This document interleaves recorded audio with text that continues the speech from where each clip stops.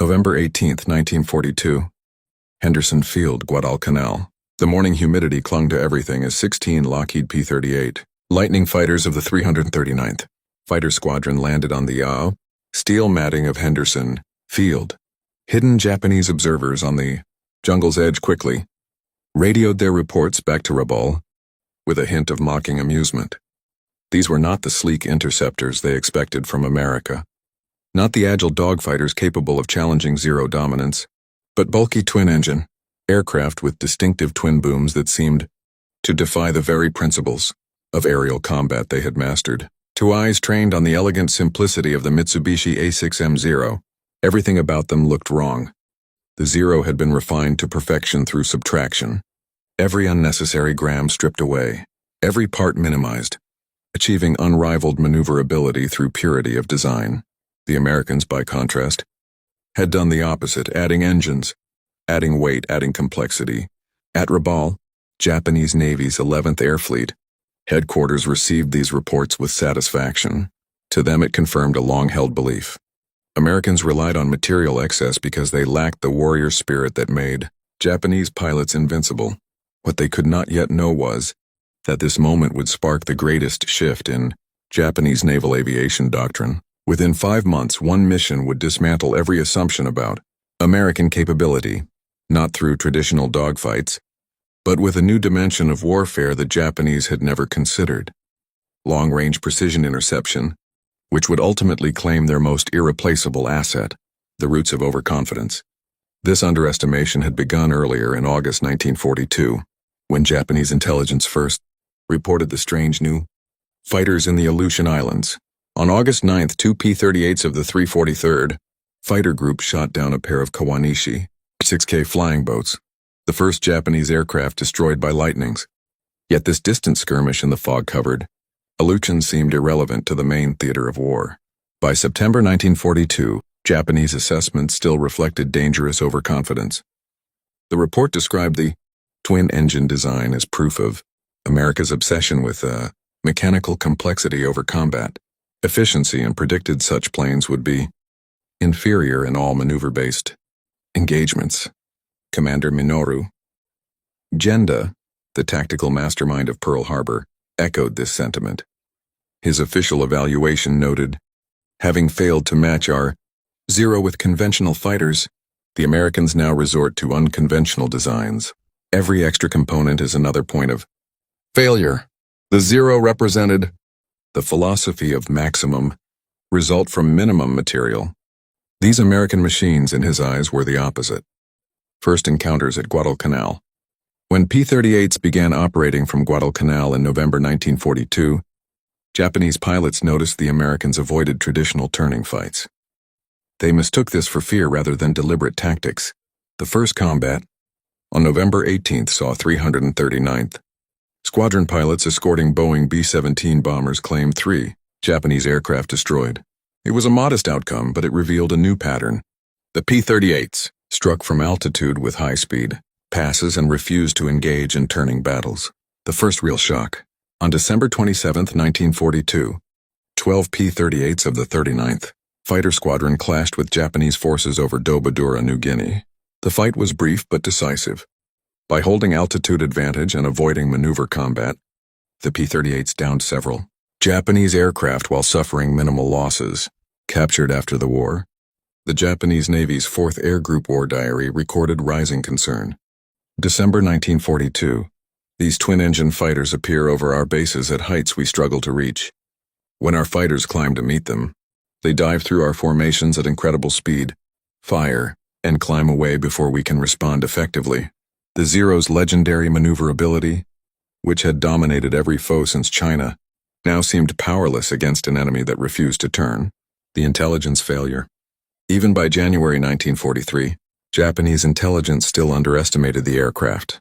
Their revised assessment, distributed across fighter units, stated, the Lockheed twin-engine fighter represents American industrial excess rather than combat efficiency. Maximum speed estimated 350, service ceiling approximately 30,000 feet, range 500-600 miles, nose-mounted armament, heavy machine guns concentrated in the nose.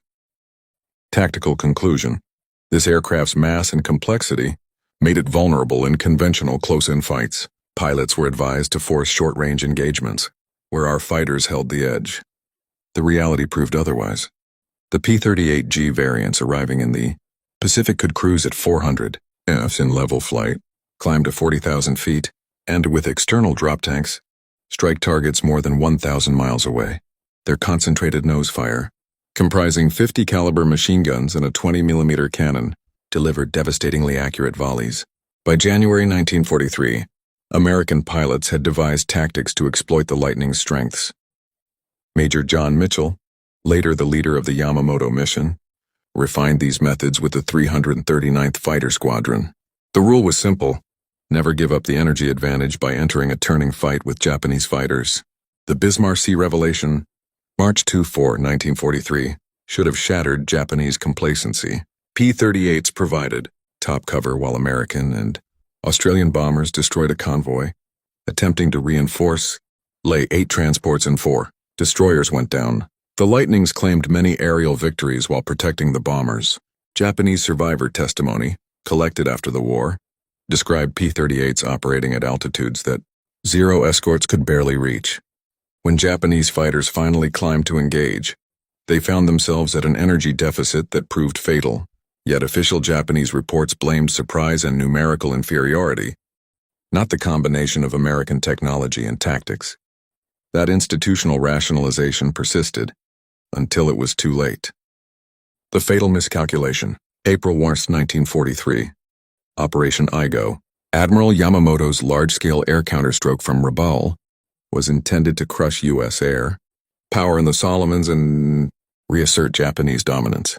Yamamoto personally directed the campaign, reports returning to Tokyo.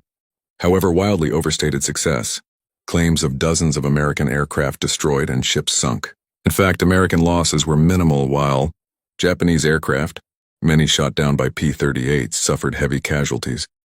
Buoyed by those faulty accounts, Yamamoto made the fateful decision to tour forward bases, a choice that would place him within range of P-38s based on Guadalcanal. The intercepted message. April 13, 1943, U.S. radio. Intercept stations captured a Japanese naval transmission in the JN-25D cipher. After painstaking work, Pearl Harbor cryptanalysts decoded an itinerary for Admiral Yamamoto's inspection tour. The message detailed that on April 18th, the commander-in-chief would depart. Rabaul at 0600 aboard a medium bomber escorted by 6 fighters, with precise arrival times at intermediate fields. Intelligence immediately reached Admiral Chester Nimitz, who authorized an interception attempt. The only suitable aircraft for the mission was the P-38 Lightning. The rendezvous point lay some 400 miles from Guadalcanal, at the extreme limit of the Lightning's range even with drop tanks. Mission planning. April 17, 1943. Major John Mitchell of the 339th Fighter Squadron was assigned to chart the intercept. The route had to avoid Japanese-held islands and coast watchers, hugging the sea to limit radar exposure. 18 P-38s were tasked, 4 as the killer flight to strike the bombers, 12 as top cover to handle Zero escorts, and 2 spares. The killer flight included Captain Thomas Lanphier, Jr., Lieutenant Rex Barber, Lieutenant Besby Holmes, and Lieutenant Raymond Hine. Navigation had to be flawless, no margin for error in fuel consumption, and no second chance to strike. The engagement would have to be swift. The interception, April 18, 1943. At 07:10 hours, 16 P-38s lifted from Fighter 2 strip on Guadalcanal. 2 aircraft developed mechanical troubles and could not continue. The remaining 16 flew for 2 hours and 20 minutes at 50 feet above the ocean, maintaining total radio silence and navigating by clock and compass alone. At 09:34, exactly on course, Lieutenant Doug Canning sighted the Japanese formation. 2 Mitsubishi G4M Betty bombers trailing with 6 Zero escorts weaving above. Mitchell's navigation was perfect. Captain Lanphier and Lieutenant Barber jettisoned their belly tanks and climbed to attack. What happened next has been scrutinized ever since. Both pilots later claimed to have shot down Yamamoto's plane, but post-war Japanese records and crash site evidence indicate Lieutenant Rex Barber's fire hit the lead bomber. Its right engine exploded, the wings broke away, and the aircraft carrying Admiral Yamamoto plunged into the jungle. canopy near Buen. The second bomber, carrying Vice Admiral Masatomi Ugaki, was also shot down and went into the sea. Ugaki survived. Only one P-38 was lost in the action. Lieutenant Raymond Hine was last sighted with a 0 on his tail, flying out toward the sea. Then came the devastating impact. April 18, 1943. 1400 hours, rubble. When the surviving Japanese fighters returned and reported the ambush, Naval Headquarters at first refused to accept that Yamamoto could be dead. The next day, a search party discovered the wreckage. Yamamoto's body had been thrown clear of the aircraft, killed instantly by 50 caliber rounds. The psychological blow to the Japanese Navy was immense. Yamamoto was more than a commander. He was the embodiment of Japanese naval supremacy. The fact that he could be hunted down and eliminated at a time and place of America's choosing revealed a level of intelligence and operational reach the Japanese had never considered possible. Captain Watanabe, who led the recovery team, reported the admiral was found still gripping his ceremonial sword. He held his dignity even in death, but the precision of the American strike arriving at exactly the right place and time completely shattered our confidence. The intelligence revolution. Yamamoto's assassination forced Japanese naval aviation to completely reassess the P-38. On May 1, 1943, a new urgent directive was issued to all units, overturning earlier misjudgments. It declared, previous assessments of the Lockheed Type L fighter are rescinded. Based on combat experience, its actual capabilities are as follows. Maximum speed exceeds 400 nm. Service ceiling surpasses 40,000 feet. Combat range exceeds 1,000 miles with auxiliary tanks. Concentrated armament delivers overwhelming firepower. Climb rate superior to all Japanese aircraft above 15,000 feet. Warning. This aircraft demonstrates performance beyond all prior expectations. Do not engage unless a clear tactical advantage exists. The tactical revolution.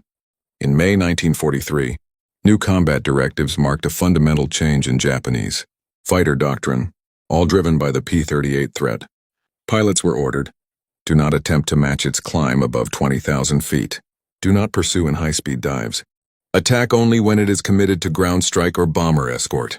Break off if it maintains altitude superiority. These orders represented a dramatic reversal of traditional Japanese air combat philosophy, which had long emphasized relentless aggression and spiritual strength over material factors. Mounting losses. Throughout 1943, P-38s relentlessly dismantled Japanese airpower in the Solomons and New Guinea. The cost to veteran pilots was catastrophic. Unlike their American counterparts, often rescued if downed thanks to search and rescue efforts and the P-38's ability to limp home on one engine, Japanese pilots were almost always lost. By September 1943, the majority of Japan's pre-war trained aviators were dead. Their replacements, rushed through shortened training programs, lacked both the skill and the combat experience to stand against increasingly seasoned American P-38 pilots. The statistics told the story. Average Japanese pilot flight hours before combat in 1943, 200. Average American P-38 pilot flight hours in 1943, 400 plus. Japanese pilot survival rate after 10 missions, 40%. American P-38 pilot survival rate after 10 missions, 80%. The bomber offensive. By October 1943, the P-38 unveiled another decisive advantage, the ability to escort bombers far beyond Japanese reach. B-24 Liberators, once highly vulnerable, now struck deep into Japanese defenses under the protection of P-38 escorts that could stay with them the entire mission. The math was merciless.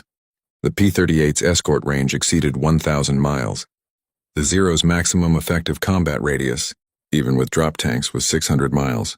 This allowed American bombers to hit targets from bases the Japanese could not retaliate against, all while enjoying constant fighter cover. The Charles Lindbergh factor.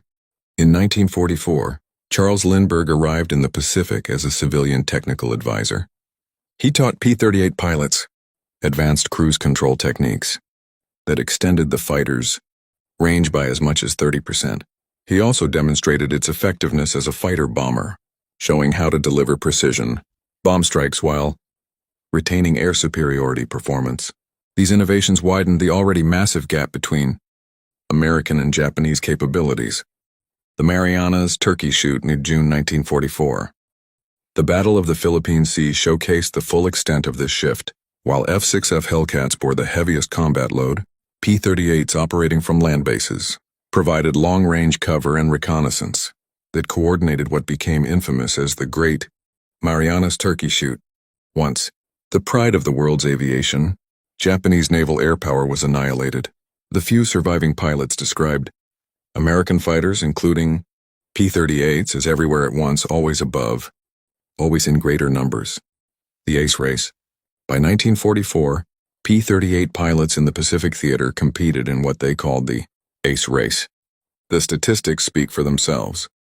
Major Richard Bong scored 40 victories, all in P-38s. Major Thomas Maguire achieved 38, also entirely in P-38s. Colonel Charles MacDonald claimed 27, and Lieutenant Colonel Gerald Johnson 22. In just 2 years of combat, these tallies surpassed the lifetime records of most surviving Japanese aces who had been flying since 1937. The P-38 had become more than a fighter. It was an ace-producing machine. By 1945, Japanese naval aviation had effectively collapsed as a fighting force. The P-38, together with other American fighters, destroyed not only enemy aircraft, but also the institutional knowledge of Japan's naval air arm. A post-war Japanese evaluation admitted how thoroughly they had misunderstood American design philosophy, redundancy instead of simplicity, twin engines that offered survivability, energy tactics over maneuver, concentrated firepower over dispersion, multi-role adaptability over narrow specialization, and pilot protection prioritized over weight savings.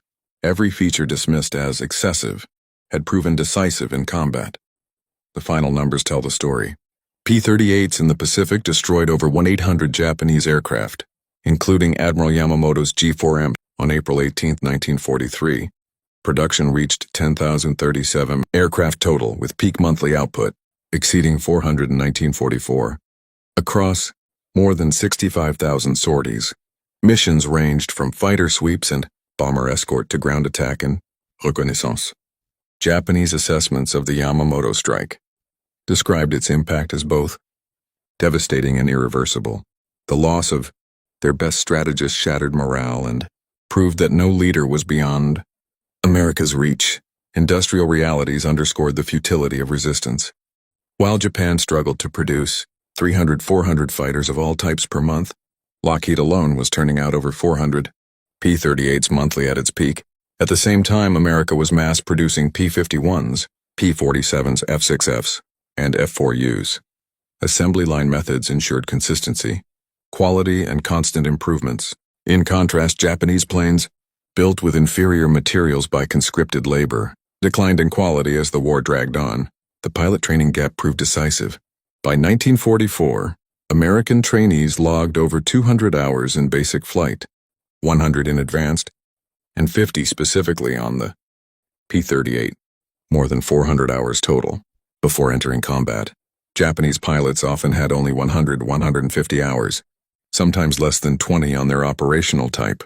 With fuel shortages preventing extended training and instructors pulled into combat, new Japanese pilots entered, battle barely competent, and were often killed on their first mission.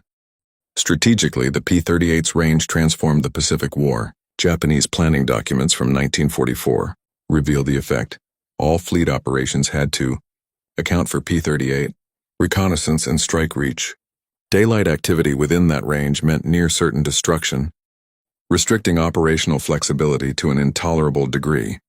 By late 1944, most of the Western Pacific fell under P-38 coverage, fundamentally shifting the balance. Technological progress widened the gap. The late war P-38J and L models corrected earlier shortcomings with stronger engines, boosted ailerons, improved heating, and dive brakes, making the Lightning competitive in every performance category. Meanwhile, Japan clung to the aging Zero, unable to field advanced designs in significant numbers. New fighters like the N-1K2J, George, and Kai-84 Frank were excellent but arrived too late and in too few quantities to matter. Survivor testimony confirmed the shift in perception. Lieutenant Commander Sadamu Kamachi admitted in 1946, "We began the war believing spirit and skill outweighed American materialism. The P-38 proved technology properly applied defeats spirit. You cannot fight physics with courage." Captain Teo Tanamio, with 32 victories, reflected. The P-38 was not the best turner, not the fastest, not the highest, but it was good enough at everything, and it was everywhere. We called them twin-tailed shadows, because they seemed to be waiting wherever we flew. The legacy was clear. At a 1962 joint U.S.-Japanese symposium, former Captain Minoru Gender, then a member of Parliament, admitted, "The P-38 was the first clear sign we had misunderstood modern war. When it killed Admiral Yamamoto, it killed more than a man. It shattered our entire concept of warfare. We believed wars were won by superior warriors. The Americans proved that wars are won by superior systems." Former Major John Mitchell, who led the Yamamoto mission, reflected, "We couldn't build a fighter that could outturn a Zero, so we built one that didn't need to. That's the American way. If you can't beat them at their game, change the game entirely." The Final Testament. At a 1985 reunion of Pacific Theater veterans in Hawaii, surviving Japanese naval aviator Kenji Yanaga, who had flown escort for Admiral Yamamoto, shared these words, "We dismissed your P-38 in 1942 because we judged it by our standards. We prized elegance. You prized effectiveness. We sought perfection in a single dimension. You sought adequacy across all. We built the ultimate sword. You built a gun that made swords irrelevant. Killing Admiral Yamamoto was more than a mission. It was proof." The message was clear. America could reach anywhere and strike anyone with an aircraft we once deemed impossible. The greatest lesson was this: modern war isn't about individual skill but systems, not about warrior spirit but industrial might, not about elegant solutions but practical ones. We laughed at the P-38 in Surisu by April 18, 1943. It had killed our greatest admiral. By 1944, it dominated our skies. The laughter ended when we realized we weren't facing pilots, we were facing an entire industrial system, capable of producing quality at scale. To the men who flew the Lightning, you didn't just win a war. You changed how wars would be fought forever. Epilogue. The numbers tell the story. Admiral Yamamoto's death on April 18, 1943, marked more than the loss of a brilliant strategist. It sealed the fate of Japanese naval aviation. The P-38 Lightning proved that American intelligence, planning, and technology could strike across vast distances with surgical precision. The 16 P-38s that departed from Guadalcanal that morning carried more than fuel and guns. They carried the message that the era of industrial warfare had arrived. Wars would no longer be decided by individual bravery, but by the ability to produce superior weapons in overwhelming numbers, train pilots systematically, and use technology intelligently. From November 1942, when Japanese commanders first laughed at the unusually twin-boomed fighters at Guadalcanal, to April 1943, when those same fighters killed their most important leader, to 1945, when P-38s patrolled the Japanese home islands, the transformation was complete. The Japanese had mocked complexity only to discover sophistication. They had ridiculed excess only to learn it was abundance. They had dismissed the P-38 as too American, too large, too complex, too mechanical, only to find that these qualities made it ideal for the war America intended to fight. The laughter lasted 5 months. The consequences lasted forever. The P-38 Lightning didn't just shoot down Admiral Yamamoto. On April 18, 1943, it destroyed an entire philosophy of warfare, proving that in modern conflict, the assembly line outperforms the samurai sword, the slide rule outmatches warrior spirit, and industrial mathematics beats individual courage. They laughed at the P-38 until it shot Yamamoto from the sky. After that, the only sound was the drone of twin Allison engines, carrying American power wherever it chose, whenever it chose to strike. The lightning had struck, and the age of the samurai was over. The American century had begun. The 16 P-38s that killed Yamamoto flew 435 miles from Guadalcanal, navigated by compass and clock, intercepted their target within 1 minute of the planned time, completed the mission in less than 10 minutes of combat, and returned with only 1 loss. This was no accident. This was precise American planning, training, and technology working exactly as intended. Japanese commanders who had laughed at the P-38 in November 1942 learned the harshest lesson of modern warfare. Never mistake difference for inferiority, never confuse complexity with weakness, and never laugh at the future when it arrives on twin engines, armed with American firepower and guided by American intent. The P-38 Lightning had the last laugh, and its echo resonated across the Pacific until the rising sun finally set on August 15, 1945.